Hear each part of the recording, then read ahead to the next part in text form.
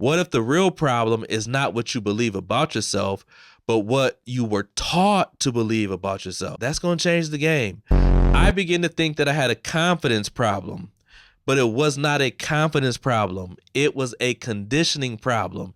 And there is a difference between those two, and it's a big difference. You don't need to feel qualified to be ready. So if you've been carrying doubt that was handed to you by a space that was never designed to affirm you, you don't have imposter syndrome.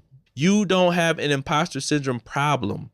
You have a permission problem. And the permission that you've been waiting for is not coming, especially not from there. The systems that were never built for you do not get to determine your value just because they got to you first.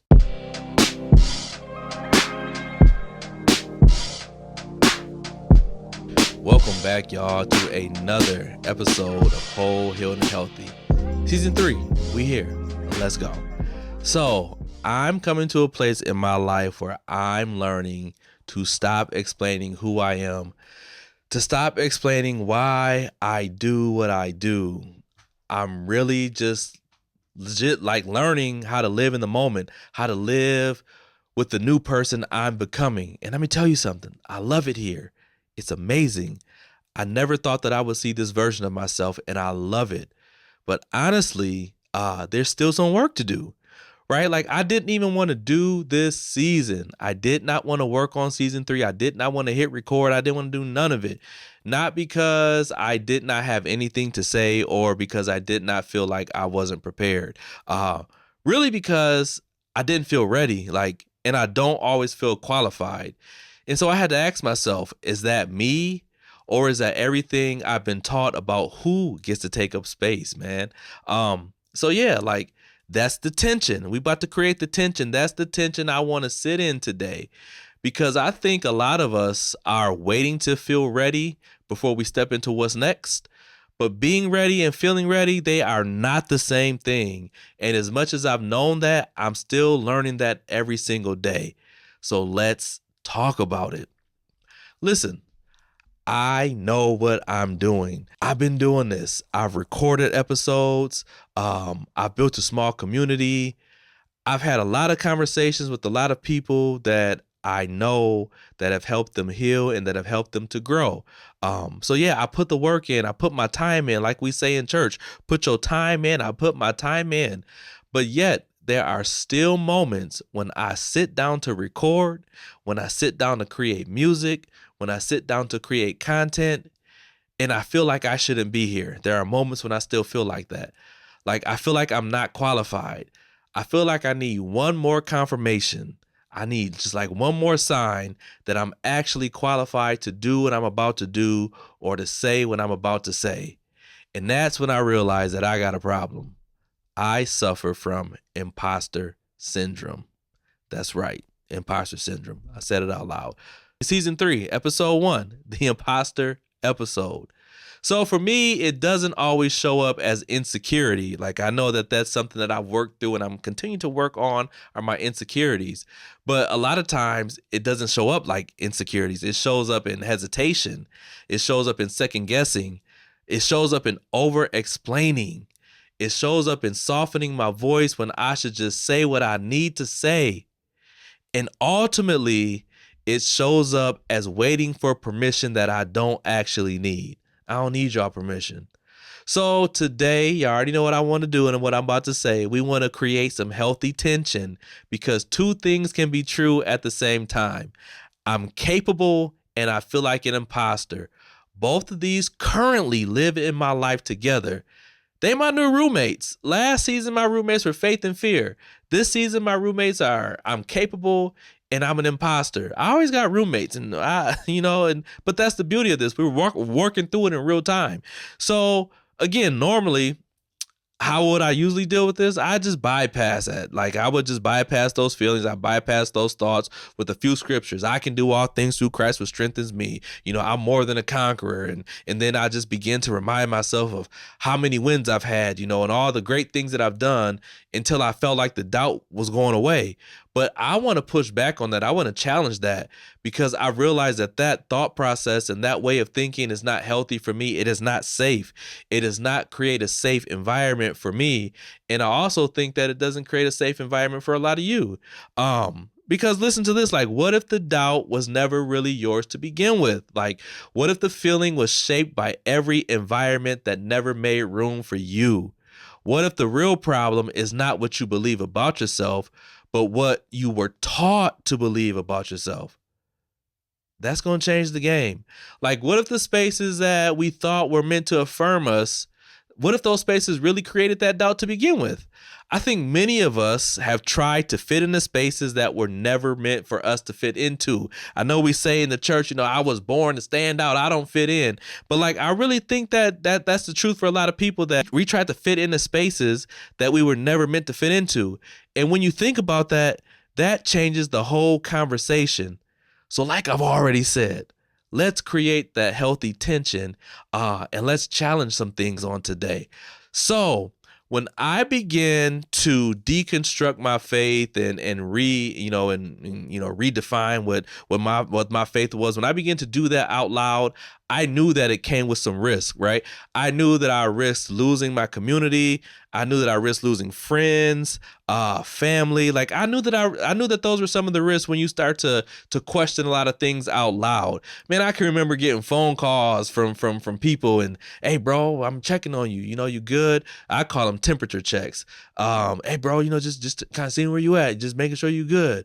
And I'm like, all right, man, I'm straight. We good. So I remember getting those type of phone calls, but I always knew that the decision that I was making, I knew that it was right for me and I was clear in it. Again, two things can be true. I knew that I was clear in my decision and I knew it was right for me.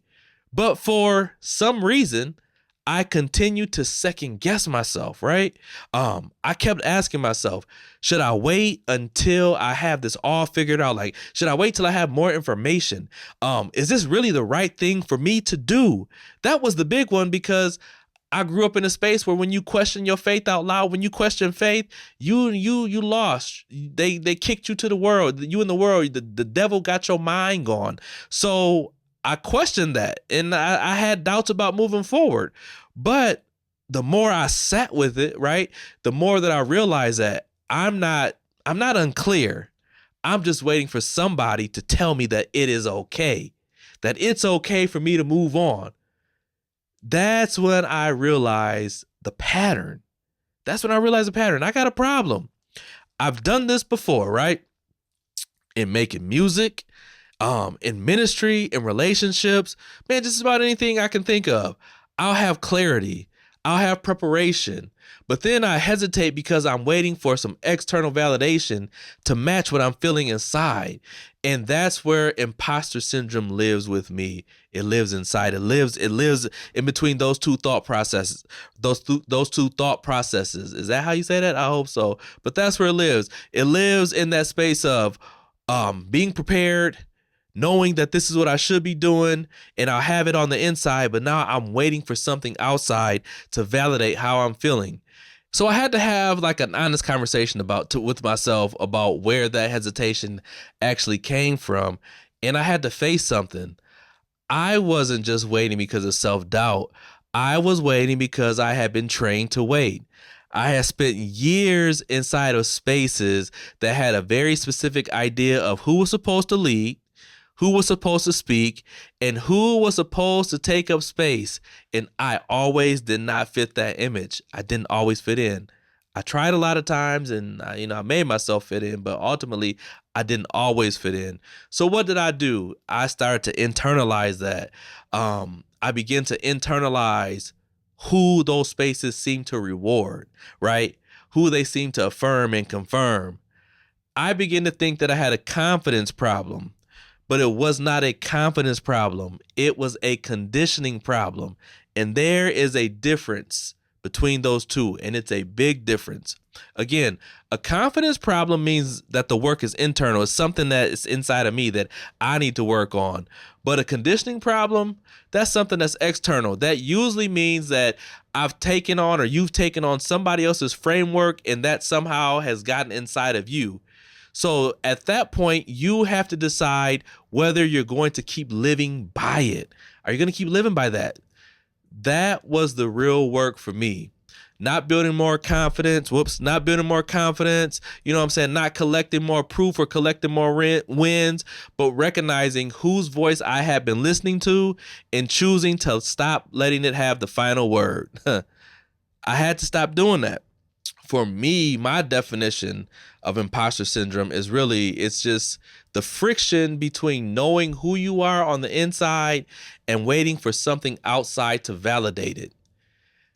And that doesn't always come through making a grand announcement. It doesn't always announce itself. It doesn't always feel like fear or insecurity, because that's all I thought it was. I'm just fearing I'm insecure. Sometimes it can feel like being thoughtful. It can feel like being strategic, intentional. Sometimes it feels like preparation that never quite feels finished. You can never get through the finish line. Sometimes it feels like watching other people move forward when we stay stuck. That is a big one for me, because I will watch people do things and say, I was going to do that. I should have did that. And I keep wondering, why am I not doing it? And then I get mad at them. And then I get mad at myself. And then it's just a circle and a cycle, right? Like, your work is just as strong, just as good. Sometimes it's 20 times better. You've prepared. Your preparation is just as deep. Your vision is just as clear. But underneath it, we use hesitation and we dress it up as wisdom. We dress up hesitation as wisdom. Woo! Come on, man. We talking good. And this is what makes it tricky. Sometimes it's easy to miss. The doubt feels personal. It feels like it's coming from inside of you. So because of that, we treat it like that, right?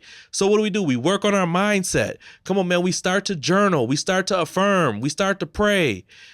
I just need another word of confirmation. I just need another prophet to come lay hands on me or confirm what I already know. And here's the thing. None of that fully sticks, because you're treating a symptom while the sources stay untouched. The source of the problem does not get touched. We're just treating the symptoms. There is a difference between being reflective and being stuck, all right? There's a difference between being careful and being afraid, all right? And sometimes what we call preparation is actually procrastination. All that prepping we doing, we just procrastinating. We ain't prepping, we just procrastinating. The doubt is real, all right? Understand that the doubt is real, but the source of the doubt is not your inadequacy. The source is a system that was never designed to affirm you. We're talking about imposter syndrome and how we get it, why we have it, and where it comes from. Listen to this. You can't prove your way out of a system that was designed to keep you questioning you. You're always questioning yourself, second guessing, question your decisions. These systems and these places and these spaces that we go, a lot of them are not designed for us. They're designed to keep us stuck. All right? Let's just reflect for a moment and ask ourselves a question. Is the doubt you feel about yourself actually yours, or is it doubt that somebody handed to you, right? Is the doubt you feel about yourself actually yours, or did somebody hand that to you? Did they give it to you? Think about the spaces that you've moved through: work, church, family, friends, friend groups, schools. Just think about some of the places that we go. Man, were these spaces built for someone like you to fully show up and be recognized, right? Were they built for that? Or were you always trying to prove yourself? Always working a little bit harder to be seen, right? Always feeling like, hey, if I make a mistake, they might get rid of me. They may fire me. Like, are those things that we've thought about? Have those thoughts ever crossed our mind? I know they cross mine, and they cross mine all the time. I mean, like, all the time. But here is what I'm learning. I'm in the building season, not in the proving season. I ain't proving nothing else to nobody. In the moment I start to begin to understand that, that's when things begin to change. That's when everything begin to change and shift in my mind. In a proving season, you're reactive. You're constantly justifying. I'm talking about me. You're looking for external validation. You're constantly in performance mode. I ain't talking about y'all. I'm talking about me. I'm talking to myself. I'm talking about me. In a building season, you are intentional, you are grounded, and you are moving from alignment, not urgency. You don't need to feel qualified to be ready. So if you've been carrying doubt that was handed to you by a space that was never designed to affirm you, you don't have imposter syndrome. You don't have an imposter syndrome problem. You don't have an imposter syndrome problem. You have a permission problem. And the permission that you've been waiting for is not coming, especially not from there. Readiness is not a feeling. It's a decision. We decide when we're ready. Right, so we're talking about being ready. And here's the crazy part is like, I've been sitting on this episode for a good 2 to 3 months, probably even longer than that. And lately, I've been seeing so many different people talk about this. So I know that we are not the only ones who are going through or dealing with this. Listen, understand this. This usually shows up consistently in people who exist in spaces that were not built for them. So what do I mean by that? I mean, like, women who are in male dominated industries, they're more than qualified, but they still over explain. They still have to over prepare. They still have to over justify every decision just to be taken seriously. Man, my black and my brown people, us professionals in predominantly white institutions, we not only have to navigate, the work and the job, but we also have to navigate that unspoken question of whether or not they actually feel like we belong at the table. And y'all know what I'm talking about. Y'all know what I mean. I ain't even got to go into detail with that one, cause y'all already know. And then people who grew up in churches and faith communities that gave them a strict definition of who they were allowed to be. And then they shamed them and condemned them when they outgrew it. Like, I'm growing beyond what you want me to be, and now you're going to shame me and condemn me for it? No. And that's I got something else for that too in another episode. But the common thread is not a lack of ability. It's not a lack of ability. It's not a lack of preparation. It's not a mindset problem. The common thread are spaces that consistently communicated. Listen, the common thread are spaces that consistently communicated, sometimes loudly or sometimes in complete silence, that you did not fully belong. Think about it. Think about that. When you spend enough time in these kind of environments, those type of spaces, you stop questioning that environment, but you start questioning yourself. This is exactly how conditioning works. It does not announce itself. It doesn't come in with a grand announcement. It just slowly becomes the voice inside your head that sounds like your own. Just slowly eating at you, slowly but surely. Imposter syndrome in many cases is not an internal disorder. It's really a response to an external condition. And the first step up out of it is being honest about where it came from. Two things can be true. Yeah, I know I'm gonna say that. Two things can be true. You can feel uncertain and still be ready. You can have questions and still move forward. You cannot have it all together. You cannot have it all figured out, and you can still be exactly where you need to be. What I'm understanding is that maturity is not about always resolving the tension. It's about learning to hold both together without collapsing. Two things can be true. I can be scared and I can have faith. I don't necessarily always have to resolve that tension. I can live somewhere in the middle and understand that I am human. Go listen to that faith and fear episode so you can fully understand it, right? Come on, man. We talking good. And, talking about being ready and talking about being prepared, your calling doesn't wait for you to feel ready.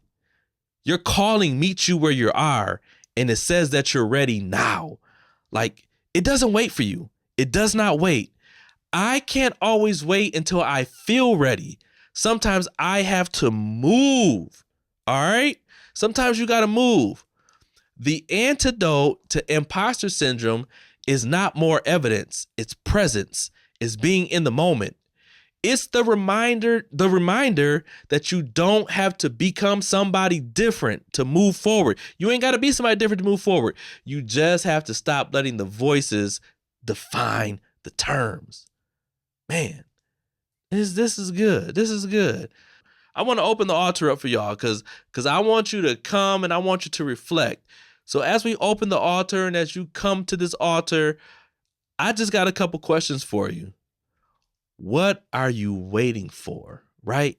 What are you waiting to be ready for? What decision have you been delaying? What have you second guessed? Come on, man. What decisions are you second guessing? What steps are you second guessing? What voices have you been softening because you're waiting for permission? Think about those questions. If you got to go back and rewind them, you go back and rewind them. The spaces that made you doubt yourself were not the final authority on who you are. The spaces that never fully affirmed you were not the last word.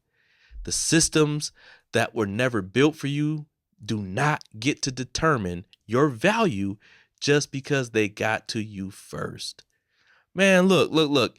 You don't need to go back to those spaces to get what they never gave you. You don't need their validation to move forward. You don't need it. You don't. You've done the work. You've done the preparing. You know more than you think you do. And you don't need one more sign. You don't need no prophet. You don't need no pastor. You don't need no preacher. You don't need no teacher. You don't need nobody to confirm you no more. Because you already know. So in this season, we're practicing that together. We're going to stop explaining. We're going to stop performing. We're going to stop waiting for the feeling of ready. And we're just going to be. And you know what? We're going to do all that as we continue to learn to balance our humanity and our spirituality. So until next time, be whole, be healed, be healthy. Peace.